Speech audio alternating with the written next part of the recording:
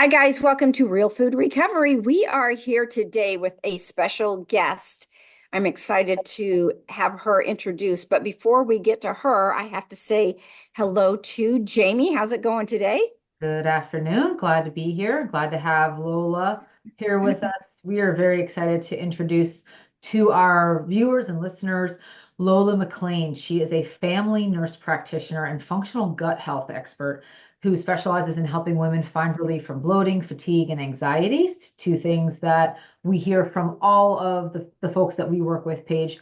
And again, when we look at what Lola brings to the table, she brings it to her clients through her company called Halen Empowered. She offers lab testing, personalized protocols, and one-on-one coaching that uncovers the root causes of the gut dysfunction and also the symptoms that her patients and clients are dealing with because the goal is to deliver real answers to them and for them. Her approach really combines functional medicine with practical lifestyle changes. That's critically important, right, to combine both. And so she focuses on the gut brain connection that provides lasting relief. So you can connect with her on at her website and also at on Instagram. Is that right, Lola? Yep, that's correct. Perfect. So we'll go ahead and put those links in the show notes for Lola. But I just want to again thank you for joining us today. Yeah, thank you so much for having me, and I'm really grateful to be able to speak with you guys. Do you want to start out and tell us kind of your background, your story, what got you to this point right now where you're here with us today, so to speak? Yeah, sure. So I have, for as long as I can remember, always had a really strong passion for health and wellness. And growing up, I was always kind of pushed and pulled in towards medicine. And throughout, undergraduate school, I had worked with a few different types of practitioners and found that nursing really, at that time, aligned with my ideals and what I thought health and wellness could and should be. Sure. And so I ended up going to nursing school and then finished with my nurse practitioner degree and was able to practice for quite a few years as a primary care provider out here in Oregon. And throughout those years, I really continued that interest in health and wellness.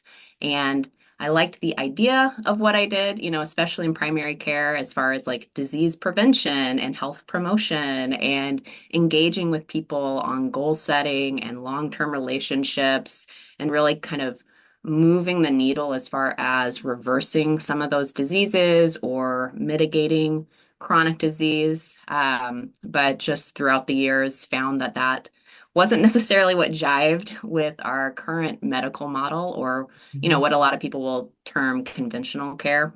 Mhm. And so with that, I was keeping that in the back of my head that, people weren't getting the results that I was hoping for or that I wanted them to have, or that they might have wanted to have, just because of the training that I had in that model. And then on top of that, we kind of threw in the pandemic. I became a new mom, and my own health kind of went to a crash, for a number of different reasons. And so I saw my provider, and at the time, she was telling me, oh, because I had the same symptoms where it's like bloating, constipation, food sensitivities. Generally, I was a pretty anxious person and stressed out and had kind of always dealt with that and some what a lot of people will term dysthymia. So it's not full-blown depression, but kind of a lower Low degree grade, of low that. level, right? Yeah, low grade, right? So that had always kind of been brewing in the background for me. And just with all of that, it kind of came to a head. And she was like, oh, well, you've probably got some IBS going on because of these gastrointestinal symptoms and that anxiety and mood stuff. So here's the plan. And it was a medication. It was, take fiber, make sure you're drinking water, make sure that you're if you need Miralax, do that. Pooping every couple of days is okay. And I knew that wasn't true. And at the same time, I knew that that was what she had also been trained to do. Right. And having seen that in so many of my patients previously, I was like, no, there has got to be a better way to do this. And I went down the Google rabbit hole and found functional medicine. And it really clicked with me as far as that focus on lifestyle and focus on kind of the what they'll call upstream dynamics of a disease process. So you have IBS, but what's behind the Yeah, IBS, exactly. right? And so started doing some training in that and really focused on my own issues and gave myself a good 3 to 6 months of being just really honest with what I was actually doing and the choices that I was making on a day-to-day basis and the way that I was eating, the way that I was moving my body, the way that I was talking to myself, the way that I was Mm. perceiving the world, and within the first 3 months of really focusing on those, things got a lot better. I felt a lot less bloating. I didn't have as much food sensitivity. Bowel movements were better. My anxiety was a lot better. And then I did what they call a GI map. So that's a functional stool test, Hmm. just because things weren't like 100%. And I felt like, okay, I was learning about it, but also I was like, oh, maybe there's something else that's a little bit at play. And so I did that stool testing, and there was definitely some issue with digestive enzymes. And I had an H. pylori infection that was higher than it should be. So addressed those, and things were like completely cleared up by 6 months. And at that point, I was like, wow, this is a huge thing. And I don't know why we're not doing this in conventional medicine. And I want to share this with people. And I know there are so many people struggling the same way that I was struggling. And I want to be able to share that with them. So that's kind of what brought me to where I am today. Excellent. Oh, that's got to be such a relief to get answers. Yeah, yeah. And I think too, definitely answers as far as like using that functional testing with the GI map to really hone in on like, well, was there something specific that's going on? But then answers too, as far as the lifestyle stuff, right? Like, am Mhm. I really sitting down and eating the way that I ideally should be? Or how am I feeling when I'm eating? What am I eating? How am I moving my body? How am I talking to myself? Yeah, having that radical honesty was really important. Mhm. Your gut can tell you an awful lot about yourself, can't it? Yes, it definitely can. It's not just this tract that is like in and out, right? Which a lot of us kind of think it is, right? No, Food totally. goes in, stuff comes out, and that's the whole thing. But our digestive system is so much more than that. It tells us when we are stressed out. It tells us, if we're overhydrated. It tells us if we're underhydrated. It Underhydrated. tells us what? Underhydrated, yes. Yeah. It's a big one for a lot of people. But yeah, it tells us so much more than we give it credit for, you know. So. How does the gut and stress, how does stress affect our gut, and can that manifest? In different ways, yeah. So stress and the gut are so intertwined, right? If you think about it, our one of our sides of our nervous system is called the autonomic nervous system. And so within that, you've got your sympathetic side, which is that fight, flight, freeze kind of a state. And then you've got that parasympathetic side, which is that rest, digest, relax, or like feed and breed kind of a state. And so digestion in and of itself is completely a parasympathetic state, right? You need to be in that mode for digestion to be doing what it needs to do correctly. And so many of us are just in that chronic fight flight state, right? Um, when we're in that fight flight state, we're not supposed to be digesting. Our No. body is trying to use what energy it has All the for, blood flow needs to go to extremities, and yeah. yes, exactly, for running away, for dealing with whatever situation it is. And so you have lower digestive enzyme output. You tend to have less blood flow again to the colon and those kinds of things. For some people, you will experience like rapid transit time or that diarrhea, right? Because your body's trying to empty stuff because that's excess to hold on to. Or, if you just eaten, it's not going to digest and it's just going to sit there. And so you end up with more of that constipation, bloating, stomach pain, butterflies. A lot of people will feel that. And so when we're in that state, we're not digesting at all. So yeah, super connected. And then the other piece with that too is our gut and our brain are always talking to each other, Mm. right? And so when we're looking at it that way, 90% of that communication is from the gut up to the brain. Mhm. So that gut is telling our brain all the different things that are going on with it, and if it's okay to actually be digesting, if it's safe, if it's okay to start releasing those enzymes again. And then the brain overrides it, with like, no, we're still stressed out. Like, don't do what you're supposed to do. So, Mm. mhm. So helpful. So helpful. Yeah, I love all that information. And, in Real Food Recovery, we talk a lot about eating whole single ingredient foods. Mhm. We talk about sleep. We talk about stress management. We talk about spirituality. We talk about movement. So all the things that should make your gut happy, healthy. And you girls are younger than me, but I'm on the other side of menopause, and I've noticed that. So I'm 61 now.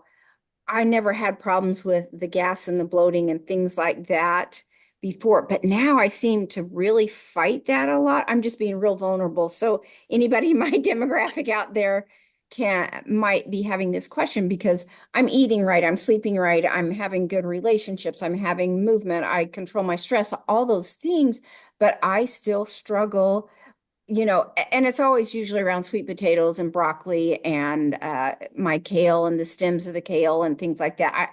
I'm sure that doesn't help. So I eat a high fiber diet. And so I mean, I start out with a protein shake in the morning with spinach leaves and berries and flax seeds. And then I have a mid-morning of an oatmeal bake with carrots and berries and walnuts and just more fiber, eggs. And then, my lunch, I eat a pound of salad. So just the romaine, the kale, the broccoli, the carrots, the bell pepper. So I'm getting that roughage in there all day long. And then I'll have a couple more meals with even more um, vegetables and things like that. But at this stage of the game, I mean, every day it's almost like, man, I'll sometimes feel bloated up in my rib cage and the gas, it's so annoying. So what am I doing wrong? And I get my 8 cups of water a day in as well. Yeah, and So what? I think with that too, big key is not what you're doing wrong, right? Because you are doing all the quote unquote right things. So Right. On paper, I look like a model yeah, I mean, substitute. that diet sounds amazing. Number one, getting a good amount of fiber, also sounds like you're getting a great amount of protein. And with what you were describing too, that rainbow of food. So those Yes. polyphenols, and Mhm. a lot of those also have prebiotics with them, Mhm. right, that our gut needs to do really well. But also, that's not uncommon for women in that perimenopause, but also postmenopausal transition. And that's for usually a couple of different reasons. One is that definitely in that perimenopause, postmenopause state, our gut microbiome, that bacteria, like the viruses, parasites and stuff, not parasites, but all the things that naturally live within us, they Parasites too. shift. Parasites Oh, too. yeah, Sure. depending on who you are, yeah. But definitely those things shift. And a lot of that has to do with those changes in hormones, with estrogen specifically. And with that, because our gut and our hormones are tied, our gut is tied to pretty much everything in our body. But when we lose that estrogen, there are certain bacteria that are capable of metabolizing estrogen. So when they don't have that, they kind of start to get depleted. And there's studies that have shown when women are going through that perimenopause transition, that gut bacteria shifts with the hormonal shifts that they have, right? Because you get these high levels of estrogen, then you drop, then you go up again, then you drop, then you go up, and then you drop. And the microbiome follows that very similarly. And then you end up on the other side, and they have also shown that the microbiome at that point tends to look more like a man's microbiome, right? So that shift can lead to things like bloating, constipation, those kinds of changes. And then also, as we age, we naturally will lose some of our ability to produce stomach acid. Mhm. So, with that, you don't have that same digestive capacity. And so a lot of people will have that upper bloating, because there's a couple of different places that you will get bloating. And usually, if it's lower down in the tummy, it tends to be more related to like a dysbiosis or a shift in the bacterial or microbiome composition. If it's up high, that often is more indicative of digestive enzyme issues. So, with that, there's a lot of different things that you can do to kind of support it. Interesting too. So do you feel like you get more bloating as the day goes on, especially with Oh like the yeah. sweet potatoes and the I, broccoli? yeah, I have a flat stomach when I wake up, and by the time I go, I look like I'm pregnant by the time I go to bed at night. And I do fight with gastric reflux too. It Yeah. takes very little to set that off. So yeah, I'm like, I'm doing everything right. What the heck? And then with that gastric reflux too, like that in the traditional medical world, it's like, okay, well, you've got too much stomach acid. Let's give you an antacid. Hmm. Um, Yeah, which is, but yeah, but what we're seeing is that it tends to be more too low stomach acid or issues with magnesium. And so there's a valve that keeps your stomach and your esophagus separated so acid doesn't go up. Mhm. If there's not enough acid or, magnesium for that valve, it kind of stays open a little bit so things easily Yeah, flow back up. And again, kind of goes to that part where it's like, well, we're not making quite enough stomach acid. And so you yeah. get those reflux symptoms for sure. Yeah, Yeah. I've noticed that too for sure with magnesium. I've had to front load my magnesium with my vitamin C every day so Mm. that mid-morning before I start eating, because if I take my magnesium throughout the day, I'll get reflux. But if I take it all in one dose in the morning before meals, I Hmm. don't have any issues. And that's the other thing I've noticed on digestion. As we age, they say our digestion changes, and you can digest the things you were digesting easily before it flips. The things Hmm. you couldn't digest, you now can.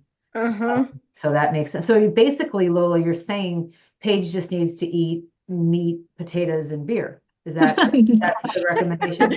No, not at all. Not at all. I think All right, definitely just asking. Chase it with the continue. whiskey. What are we saying here? Yeah, yeah. What we're saying here is definitely like being conscientious of that change, right? And what are some things that we can do to support that? So is it working on incorporating more bitter foods with our meals, right? Foods help us to stimulate that acid and get things moving that way. Give me an example of a bitter food besides lemons, citrus. Arugula, yeah. Jerusalem artichoke can be really good for that kind of stuff. Yeah. And then there's also digestive bitters. So that's something that is very common practice and has been used for a long, long time, is those little digestive tinctures. And Mhm. so people usually do a small amount of that with some water, 15 Before to their 20 meal. minutes before a meal. The other thing that people throw out there is like apple cider vinegar. I'm not a particular fan of that just because, again, like what I've seen in practice over the years is a lot of esophagitis or that eroding Yes. of the Yeah, esophagus. And so yeah, I'm very, very mindful of that with people. yeah. Yeah. I did try that once for a few weeks, and I mean, I think I had burning Yeah. in my gut. I mean, it hurt to eat ever. It Yeah. was bad. Yeah, it is an acid and I mean, it is a weaker acid, but it's still an acid. And our esophagus is not meant to have that Mhm. in it, right? So, the other thing people will use is even digestive enzymes. Again, that needs to be thought about too, because if you get things like stomach pain or that gastritis or have a history of ulcers, that can definitely make things worse too. So, Yeah. Yeah. But And so, yeah, go ahead, Jamie. oh, digestive enzymes are something that I'm very familiar with for hmm the same reason, aging and all of that. And I find that as your gut bacteria changes, and hmm in my case, it needed to heal, right? My gut needed to heal. And as my gut lining healed and it changed, and the digestive enzyme that was working before uh started to Wasn't upset working. my stomach, right? Started to Yeah. upset my stomach. Yeah, definitely. And so It was that's something doing its job. too. A lot of people, will they go down the Google rabbit hole also. I do that too. So no worries if you do, but you get these recommendations and they might not be tailored exactly to you. And a lot of people will be like, oh, I'm taking a digestive enzyme, but for how long, right? How long are you supposed to do this? It's not supposed to be a forever type of a thing. So. Well said. Yeah, and I think too, especially with lower stomach acid, or you're starting at the top, right? And so if there's a dysfunction there, it just trickles down to the rest of the body. So you don't get as much of the bile or pancreatic enzyme output. And those are really important for our gut microbiome. So there gets to be a little bit of dysbiosis that happens there. There Yeah. can also be a strong inflammatory component that goes on because when you get a shift in that microbiome, different bacteria affect it differently, right? They can eat the mucus layer. It sounds gross, but they can eat the mucus layer away. You can get more like anger and inflammation in there. So it's all very much mixed. So how do you know when it's a problem or this is just normal process of aging and this is just the way it is? How do Good. you know when to do something about it? Yeah, so I think, with the normal aging and those types of things, it's a chance for you to recognize like, oh, I need additional, like maybe I need a little bit more support. Let me take again that radical honesty with yourself and like what is working, what's not working, what can I do to change this? Because our body really isn't trying to work against us. It's trying to protect us, it's trying to keep us safe. And so we need to listen to those little things. And I think that's one thing that I always did not like when I was working in internal medicine was I saw primarily older adults, right? 70, 80-year-olds. Yeah. And everything would just be, oh, it's normal aging. It's like, oh, but not necessarily. Like, let's look and see if there's something else going on. Because aging does not have to be this terrible thing. We don't all go downhill and everybody's got joint pain and back pain and, all the issues. That's not we don't have to go that way. When it's a problem is, if you're doing all the right things and you're still getting some of those symptoms, then it's time to maybe dig a little bit deeper and see, like, is there an issue with the digestive capacity? Is there an imbalance in the gut bacteria? Mhm. Is there some inflammation going on? Like, can I see that in my inflammatory markers or things that way? For most people, though, it really is a lot of looking at those basics. And again, Mhm. that honesty. Am I moving my body? Am I sleeping well? Am I sitting down to eat my meals and chewing my Game food changer. Game changer. thoroughly to that baby food consistency, right? Before I swallow. A lot of people that I work with, when we talk through eating hygiene, that's a big eye opener for them. And that's a great place for a lot of people to start is with that eating hygiene. Yeah. So, yeah. Chewing your food to a cream was something that did not I didn't practice it for a long time and Mhm. had to change my diet in the last year and started practicing that and sitting down at the table, chewing to a cream, all of those things, and it did change my digestion a lot. Yeah. Talk about the inflammation markers. So how, obviously blood tests and there are other ways to talk about, to test inflammation. But let's say that somebody is walking around with high inflammation, whether through an itis that they know that they have diagnosed in their body, gastritis or esophagitis, or just acid reflux, or they've got an autoimmune or some other condition that inflames them. How does inflammation manifest in the gut, or how can you tell that you've got gut inflammation going on besides gas, bloating? hmm Yeah, that's a really good question because at that point, it's a lot of things that we don't necessarily connect with Right. the gut. right? So those autoimmune issues or the random joint pain or the itchy skin, the rashes, the hormonal imbalances, a lot of times thyroid dysfunction, you'll see that. Mhm. Um, but that outside of the gut stuff is when you kind of know that, okay, there is some inflammation going on with the gut and it is an issue, right? Because when we have this chronic inflammation within our gut, things, we kind of fall apart a little bit, right? We have these, what they call tight junctions with our cells in the digestive system.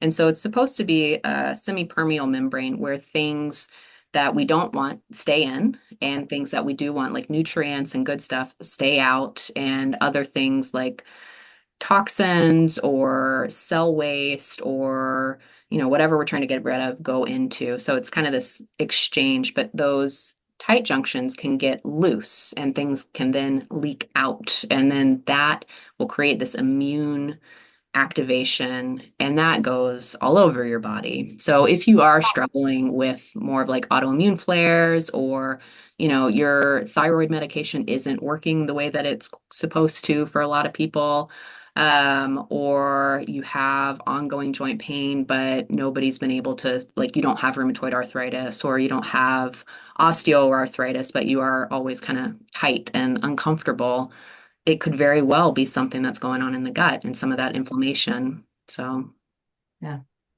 And when you talk about some of these other symptoms, right, that people don't necessarily link to digestion or to gut health, where do you start when you work with someone? So let's say somebody's coming to you and they're like, hey, I do have, joint pain, or I do have, and I've seen too in my own healing of my own gut, I've seen those, brain inflammation, right? And mm-hmm, it can manifest in irritability, it can manifest mm-hmm. in mood changes, it can manifest in forgetfulness and word loss. What How do you work with a client who comes to you to kind of help them understand that it is all gut related? Yeah, so there's a lot of education that goes on as far as talking through like their particular manifestation of something and how it can be linked to the gut. I think for a lot of people that is very eye-opening because it's not something that is regularly talked about, or we don't, leaky gut is really newer Mm. to the discussion for a lot of people. And with that too, it's a lot of focus on working on the gut lining and healing, both those tight junctions, the mucus layer, which again sounds gross, but so important. It's making sure that that microbiome is happy. So the environment that it's living in, that terrain is up to snuff.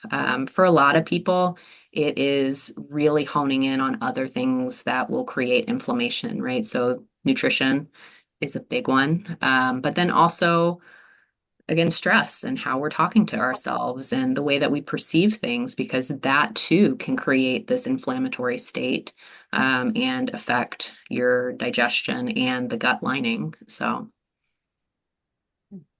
That makes sense. yeah. I love, oh, go ahead, Jamie. No, go ahead.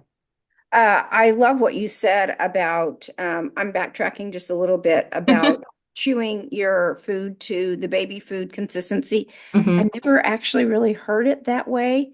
And I mean, I have to tell you that maybe I just found a light bulb just went off, in other Yeah, words, because my meals are, I don't know that I sit down once during the day to yeah. eat. I'm moving and wolfing as fast as I can Mhm. just so I can make sure I'm fed to have enough energy to get to the next thing. So I mean, I've been sitting here processing this since you said that, and I'm like, oh my gosh, that I'm in my car eating, or I'm running around the house taking bites, and as big as bites as I can, chewing as little as possible, swallowing as fast as I can so I can get the next bite in because I've got this much time till I get to. So I think had a little light bulb moment I there. know, and So, I would definitely challenge you to look at that for sure. Because that so many of us do that, right? That's kind of the nature of Yeah. our mhm. society and just what is normal. Yeah. Well, Yeah, and so, it's constant state of stress, right? She's putting her body in a constant state of stress oh, totally. while eating, and then a stressful Rushing. digestive process Yeah. after eating, right? So it's Yeah. Yeah. double Gun, stress. gun up my back, eating as fast as I can, which again, you're in that sympathetic nervous system Hmm. and trying to digest food. And your body's just Hurry, like, hurry, no, hurry, hurry. I can't do that. And so then things sit in the stomach and they just hang out. You can't, your proteins, things aren't broken down in a way that your Totally. body can really utilize Mm. that nutrition. And one of my mentors, you know, a lot of people are like, you are what you eat. That's a very common saying. And her thing was always, it's you are what you eat, what you digest, what you absorb, and then what you get into the cell for actual use, right? So it's so much more than just eating clean and eating well. Oh, so true. Yeah, it's the whole process. So, yeah. Right. And I think that I definitely would challenge you, Paige, to, take a few moments and take a couple of nice deep breaths before you eat to sit down. Or, if you're not going to sit, like really work on the chewing part. It's so hard. I struggle with the chewing too, Yeah. because it is Oh a yeah. lot of times it's like, okay, let's do this. I I know, agree. because I find myself t starting to take the next bite before I've even swallowed Yeah. the first one. I mean, I'm just being totally vulnerable and honest Yeah. here. I don't know why I do that. I'm like, oh, okay, it's chewed up enough. I think I can shovel more in. Mm.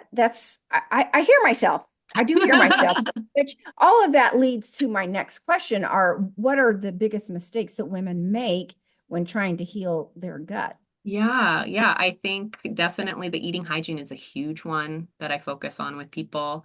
And I think too, like I want to circle back to that stomach acid piece because digestion starts even before we eat our Yeah. meal, right? Right. There's Yep. something called the cephalic stage of digestion. So being present with it and like the colors, the smells, the what is it going to taste like, that gets that stomach acid going and gets the digestive process moving, right? So that's a big one.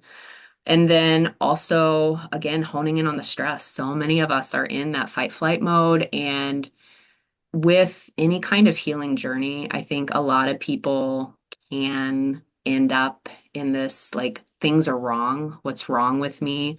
Why is this not working? Or they get them like they kind of beat up on themselves where it's like, oh, I made a mistake with this, or I slipped and ate this, or I shouldn't have done that. And that impacts our digestion so much too. For sure. So a lot of it is really looking at how you're talking to yourself and having that compassion and like every day is a different day. Every moment is a different moment. And just because I slipped up or I made a mistake, like that doesn't have to throw everything out, right? So, Well said. Well said.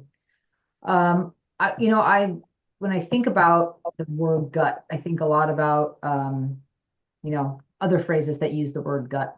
mm, Like I feel it in my gut, or I mhm. know it in my gut, or that was a punch in the gut. So what in your journey as a practitioner, what have you found, and this is more of a spiritual side, right? How have you found the connection between our intuition and our physical digestive system? Yeah. What kinds of changes have you seen in your patients' intuition, sense of the world, sense of the spiritual connection within them, Hmm. as their guts heal, or when they come to you and their guts are very, dysfunctional? Yeah, and I think a lot of that ties back to that sympathetic parasympathetic state, right? So when you are in that fight flight, Mm. again, you're going to be feeling those butterflies in your stomach or, gut punches. It's usually bad news or something happened and you just, oh, like, oh God, this feels awful because that's the state that's activated. And when people can shift into that parasympathetic state, there's a lot more ease, a lot more relaxing, a lot more being able to really listen and be present with what's going on, right? Because that parasympathetic state is present. The sympathetic one, that fight flight, is past future. It's not in the now. It's, oh my God, this happened. What am I going to do about it? Versus like, okay, here it is, right? Yeah. And on kind of that spiritual level, I don't know if you guys work with chakras or things like that, but in my own personal practice, that's been something that I've kind of dove into. That's not a word, but you know, I've gone into that.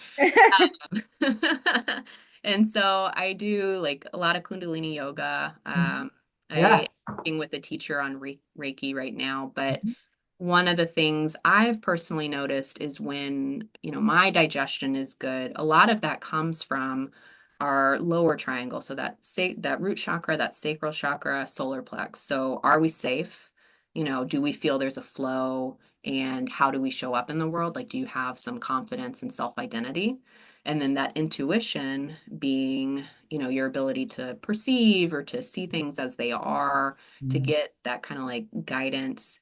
But that sacral chakra, so that flow, that creativity, is very much connected with that third eye or that intuitive center, right? And so that, again, that I feel it in my gut. I know this in my gut. I know this to be true in my gut. That's because there's that connection and it's Yes. moving appropriately. Yeah, I used to when I talked about in my own spiritual, um, I guess spiritual awakening. I hate to sound sounds real lofty, and it wasn't. It was really just like for me, and like they say in the 12-step world, like they say it's a light switch or a dimmer switch. For me, it was a Yeah. dimmer switch turning on. It was very slow, and didn't happen until probably I was in my late 30s. Um, and as that dimmer switch was turning on, I began to realize that if my thought process, if my, anything was coming from here out of my mouth or here down, Mm, fear related, it was, negative, it was sort of not in my spiritual, uh, not of my spiritual self, hmm not of a higher power. But when it was coming from my gut up or from my heart up, and out of me, it was, my spiritual beliefs or my spiritual practice being sort of exercised. And I noticed that, my sense of calm and peace and connection to God and connection to myself and my true, right, spiritual self, was all centered in my heart and my gut and my soul, soul sort of seat of my soul, right, was in my hmm my center. Um, and anything up here was fear, fear, fear, fear, fear, go, go, go, go, go, Mhm. and that was not a connection at all. So and I did practice some Kundalini yoga back in 2016 when I was living in Houston for the first time. And it really was an amazing experience to feel things sort of aligned. hmm Um, and again, it was fleeting for me and probably still is, unfortunately. But I also have found that acupuncture can also open those channels Yeah. and the flow will move all the way through my body during acupuncture sessions. And that's a very cool experience. And I also wonder, I grew up in the Northeast. hmm I grew up in New Jersey. New Jersey was very fond of saying that, we have fluoride babies in the Northeast, right? New Jersey Oh, raised fluoride babies, right? None of okay. our children born in the 70s and 80s and 90s have any cavities, right? Because we've fluorided the water, right? Mhm. So they tell you this, and what they don't tell you is like fluoride slowly killing everyone and giving them horrible diseases that, they spend their lifetime trying to unravel. So that's what I'm dealing with. And one of those, right, is thyroid, this downregulation and other kinds of issues that I have. So yeah, sure, I've never had a cavity, but I have, a host of other diseases Yeah. that I'm healing from and identifying. And one of those is, I believe, really truly is that disconnection that hmm happens from the brain to the body is totally disconnected, and the brain and the gut are totally disconnected as a result of some of these chemical poisonings that happen. What patients or clients have you worked with that have brought those kinds of toxic overloads to you, and how do you unravel that with them? Yeah, that's a really good question.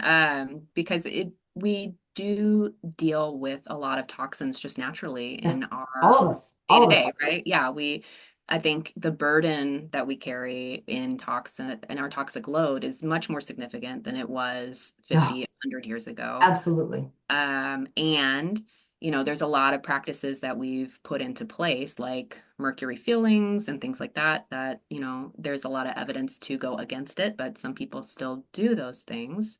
Um, with that too, especially with regards to the gut. I mean, having good motility. So constipation is a big issue with toxic load, right? Because if you're not moving things through, your body is continuing to absorb those things as they get put into the gut and then go back into circulation. So that is a big area that I focus on with people is the motility piece, because that's when you're working on doing any kind of detoxification, you want to start at the end and move forward, right? You want the last Mhm. piece to be ready to go before you start adding things on. Because if you just do the first part, you're going to end up with more toxins and it's going to be a mess. Right. Or people are going to they're not going to feel good and it's going to wreak more havoc. So a lot of it is focusing on that motility. And then after that, it's like, okay, let's get you good and hydrated. I don't do specific detox Right. like in my practice, just because I'm not like super duper comfortable with it yet. I don't know over time, maybe I'll become more comfortable, especially as we see like what goes on. Mhm. But also like knowing that toxins can tend to be a root cause for a lot of people, right? So also like working on what are you using as far as cleaners? What are you putting Yes. on What are your you putting on body? your body? Yeah, Yes. because our skin is a giant mouth. Mhm. So everything gets absorbed. And especially there's a lot of women that I've actually worked with where it's like, oh, I'm celiacs and I'm gluten free. And then you end up running a GI map and it still looks like they're reacting to gluten. And we go back and we look at their, makeup products or their hair wash or things like that, and it's got wheat in it. And it's like you got like let's work on reading labels, let's educate Whoa. ourselves and see what's in Huge, things and know like, huge. yeah, That's a yeah, good point. That's good. And not even touching on the microplastics and plastics, right? yeah. Like one thing when I was healing my gut, starting about 6 months ago, I took, or even more than that now, I took every single thing of plastic out of my life that I could. Mm, mm-hmm. Anything that was food or drink related does not sit in a plastic container of any kind because and sure enough, it was a huge game changer and really helped me feel better when I took plastics out. Now, sometimes, shampoos and other things, those sit in Yeah, plastic. yeah. Food as it's prepared might be sitting in plastic before I cook it. There's some things Mm-hmm. you can't avoid, Mm-hmm. but the things that I can, I do, and I can't believe how much better I felt when I eliminated Mm. plastics at my home. Yeah.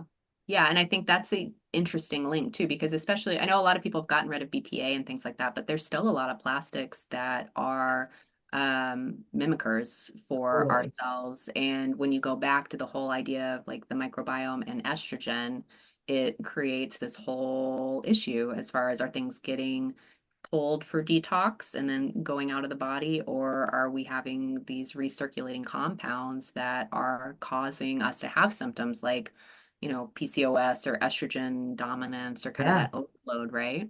yeah. So, yeah.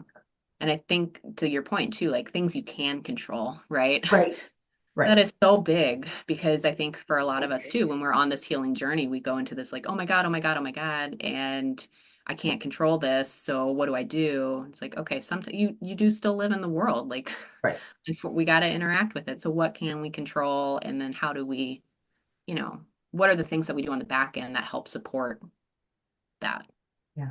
So yeah. Yeah, I know. People are like, do I throw out all my Tupperware?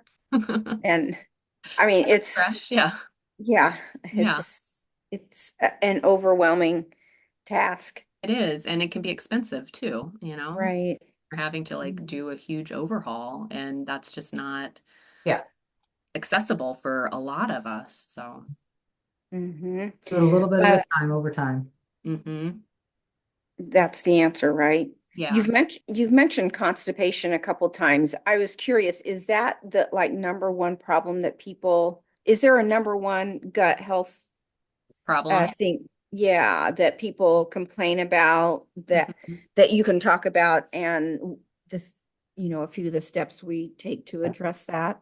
Yeah, so yes, constipation is a big one that I see with people, but a lot of people come with the diagnosis of like IBS or they've been told Um, IBS, right? And in conventional world, you treat somebody with IBS and you do the fiber, you do, if you need a laxative and make sure you're drinking water, do a low FODMAP diet, and that's just how it is for the rest of your life. And that, from the functional world, that is not true. IBS is just a diagnosis, it's a label, and it doesn't actually mean anything except here's a cluster of symptoms that people get. So really on the functional side, it's going backwards and looking at, well, what are some of those root causes, right? So you've got the constipation, you've got, a microbial imbalance, or you had this issue. And from that, you've got poor absorption. So you're not getting your magnesium or your zinc or your iron when you're eating, even if you're right, eating all the things, right? right. Or your gut's not healing. So a lot of it is like working with people in their unique situation, to figure out kind of where could we make the biggest difference and what is going on with this. Yeah, Um, oh, no, go ahead. I was going to say, is there one thing that makes the biggest difference in people's overall health that you recommend? Yeah, it is really kind of going back to those basics, right? And for a lot of us, that is the biggest place that we are really not being honest with ourselves. So is what you're doing helping you or right for you? Like, yeah, maybe you're moving your body and maybe you're doing HIIT 5 days a week and you're doing all these things and you're go, go, go. And that's great, nothing terrible with that, but maybe it's not the right thing for you in this Yeah, moment. And actually, maybe it's keeping you more in that sympathetic state, which is now impacting your stomach acid, your digestive capacities, and now you're getting bloated and constipated. And that constipation, because the stuff is just sitting there, bacteria are eating it and thriving, and it's creating this inflammation state. And, that's causing this inflammation in your brain. So now you've got that anxiety and you're constipated, you know, let's yeah, go back and maybe adjust the movement. And that could be the big key for somebody. So, Mhm. mhm. yeah. Well said. You touched on something earlier with, these symptoms, right? That so many of your clients and patients are coming to you, and certainly the people that we work with in the community or coaching clients that come to us with, and again, we for us, Paige and I, we tie it back to processed foods and removing processed foods and Mhm. sort of setting these sort of lifestyle pillars and then branches as they build from there. But when I think about the bigger sort of like maybe umbrella issue, Mhm. um, I was talking to, I've been spending a lot of time with doctors in the last few months, and I was talking to some of these practitioners, and I was asking them what, what's the deal? Like when I sit down at the table to eat, I've made that change in the last year. I've sat down at the table and eaten all of my meals. Yeah. I mean, every single one. And Yeah. Wow. that's She's making fun of me. I know. Well, no, I never did. I never did that. I was eating in front of the TV, or I was eating, at my desk, or I was. But the reason I have to sit at the table is I have a huge, huge amount of supplements that are sitting at that table that I need to Mhm. take. And so I do that so I can look at my list, and I have to sort of go through and parse out all of my little pills. And I was asking one of my doctors, can I please, like, is there ever going to be a time when I don't have to do this? Mm. And I can kind of go back to the way it was before. And she laughed and she said, our soils are so depleted, our farming practices are so dysfunctional compared to what they were 50 years ago. And since you're in that age range, right, where you've straddled two generations of the way things used to be, and people didn't have to do that, and the way Mhm. it is now, which is you cannot live a healthy life or even close to one unless you're supplementing uh pretty significantly with Mhm. Mhm. multiple different vitamins, minerals, and other ingredients in your foods that you just don't have the luxury of Mhm. not including anymore. And I just looked at her like, really? But my father-in-law or my grandfather or grandmother, when they were, and she's like, it is not that world anymore. Mhm. I Hmm. can't explain to you in the last 50 years how our world has degraded from a food supply perspective. We cannot get what our bodies desperately need anymore from the food, not from the vegetable. It doesn't matter how clean we eat, we can't do it. And she said, so, you got to let that go. For your own health, you got to let that go.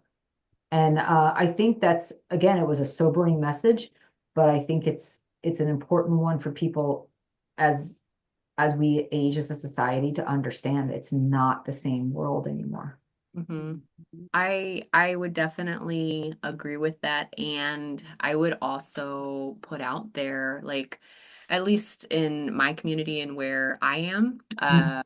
like we live in a valley where there's a lot of farmers. So, we get a lot of CSA stuff from our community and are very aware of their farming practices and what's going into their soil and how they're managing the land. And regenerative agriculture is something that's really big out here.